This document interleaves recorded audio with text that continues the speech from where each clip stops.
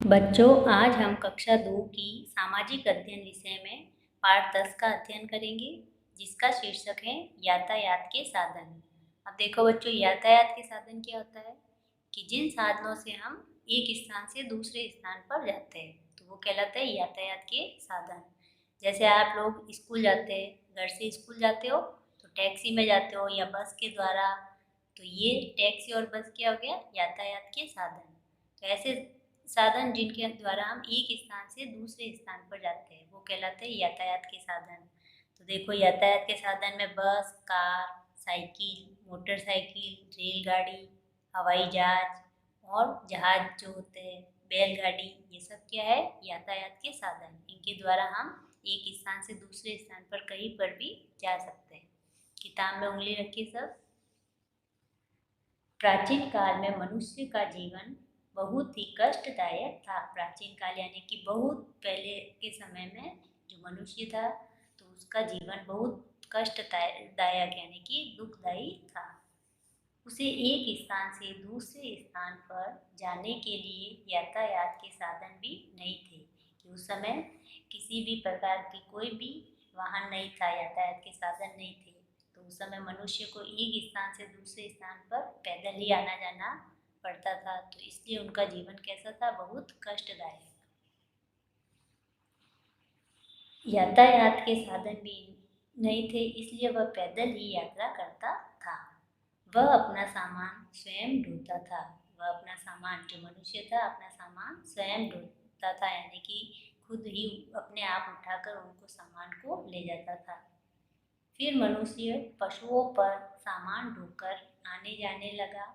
तब लकड़ी के पहिए का आविष्कार हुआ। कि सबसे पहले बच्चों देखो, पहले मनुष्य पैदल एक स्थान से दूसरे स्थान पर जाता था और अपना सामान अपने आप खुद ही लेकर जाता था। उसके बाद वो पशुओं के द्वारा एक स्थान से दूसरे स्थान पर आने जाने लगे, और उसके बाद फिर पहिए का आविष्कार हुआ, और फिर उन्होंने बैलगाड़ी जैसी गाड़ी बनाना शुरू की थी।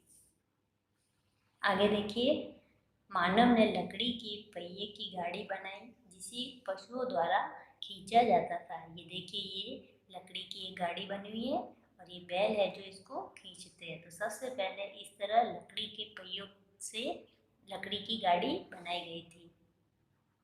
उसमें व्यक्ति बैठ सकते थे और उसमें माल भी ढोया जा सकता था। कि ये गाड़ी इस तरह की होती थी कि इसमें मनुष्य भी बैठ सकता था और अपना सामान भी वो आराम से रख सकते थे। आगे देखिए, आजकल अधिक दूरी के लिए हम स्कूटर, ऑटो रिक्शा, कार या बस का प्रयोग करते हैं। कम दूरी के लिए हम साइकिल, रिक्शा और तांगे का प्रयोग करते हैं।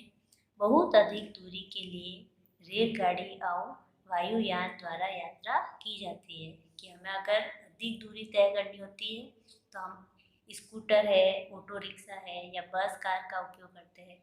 और हमें कम दूरी, जैसे हमें कुछ सामान लाना होता है घर से, कुछ दूरी दुकान पर जाना होता है, तो हम साइकिल के द्वारा जाते हैं। तो इस तरह कम दूरी के लिए साइकिल है, रिक्शा है, इनका प्रयोग करते हैं। और बहुत अधिक दूरी होती है बच्चों की, कई स्थान ऐसे हैं जहाँ हमें पहुँचने में 2-3 दिन लग जाते हैं। तो इतनी दूरी तय करने के लिए रेलगाड़ी या वायुयान द्वारा हम यात्रा करते हैं। ये देखिए, यहाँ पर दिए हुए यातायात के साधन, ये स्कूटर है, ये बस, साइकिल और ये कार। तो इनके द्वारा हम एक स्थान से दूसरे स्थान पर कहीं पर भी आराम से जा सकते हैं। पन्ना पलटी सब। देखिए आगे, सामान ढोने के लिए ट्रकों व टेम्पो आदि का प्रयोग करते हैं। रेलगाड़ियाँ लोहे की पटरी पर चलती हैं। रेलगाड़ियाँ कोयला, डीजल और बिजली से चलती हैं। रेलगाड़ी से सामान भी ढोया जाता है।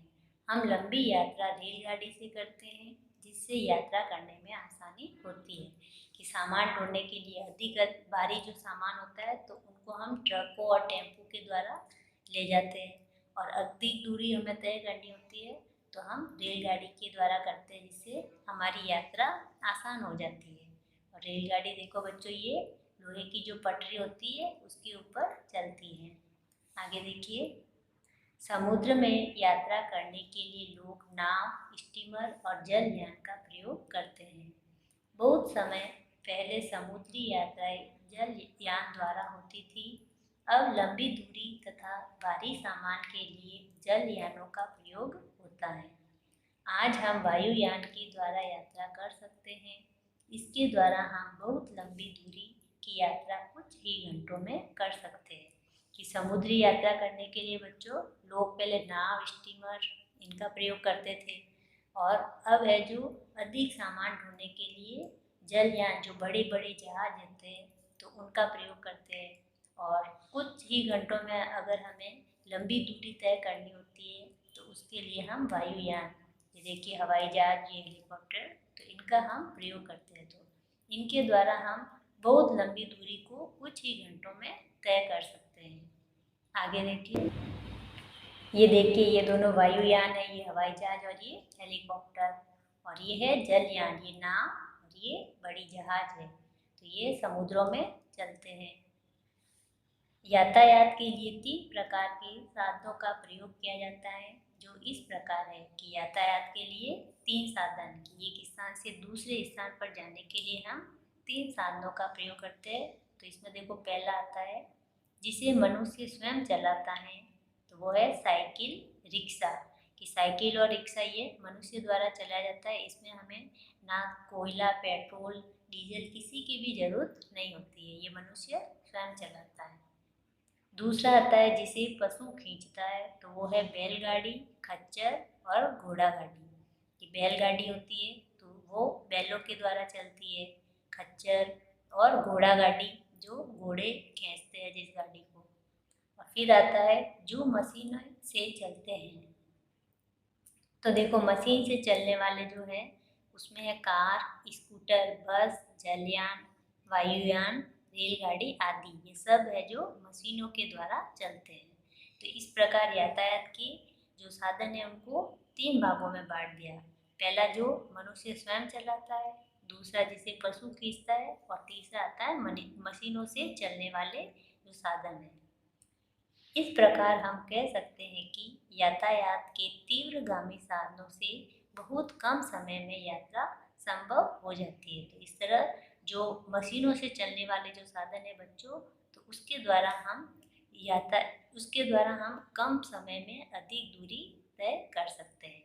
तो आज हमने पढ़ा इसमें यातायात के साधनों के बारे में। आगे देखिए अगले पेज को। अब हमने जो इसमें पढ़ा तो उससे संबंधित जो हमें याद रखने की जो बातें हैं, तो उंगली रखिए सब बच्चे यहाँ पर। प्राचीन समय में मनुष्य पैदल यात्रा करता था। कि बहुत समय पहले मनुष्य जब यातायात के साधन नहीं थे तो पैदल ही वो एक स्थान से दूसरे स्थान पर जाता था। पहिए के आविष्कार ने यातायात के क्षेत्र में क्रांति ला दी है।